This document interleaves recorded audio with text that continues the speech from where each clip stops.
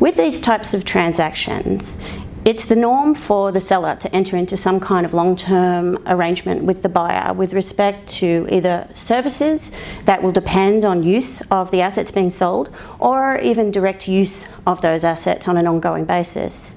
As a result, one of the questions that arises more often than not is whether or not that arrangement is considered to be a lease or contains a lease. What adds complexity to that assessment is that we now have a new lease standard that comes into effect in 2019, and as a result of that new standard, all leases will come on balance sheet. So as a result, that means lessees will never have an operating lease off balance sheet anymore. All of their leases will be on balance sheet items. So therefore, the objective is more and more becoming to avoid lease accounting altogether.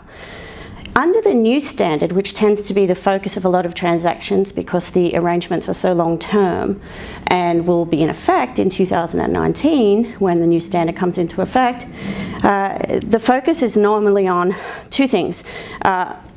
Will there be other uses of the assets?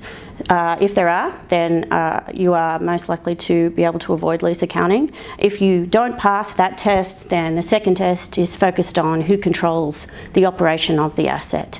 And that can be impacted by who you are contracting with. So if your buyer is a specialised midstream company, then normally they are in the business of operating these assets and will be given free leeway to operate them as they see fit, as long as they provide you with the service that you've contracted for, in which case it's a service arrangement and you can avoid lease accounting. However, if your counterparty is a pure financial investor, not normally in the business of operating these assets, and so therefore you retain operatorship or you contract operatorship to a third party, if you are the one directing how that asset is being used, then you may be in trouble and you may be deemed to be directing the use of the asset and therefore would have a lease.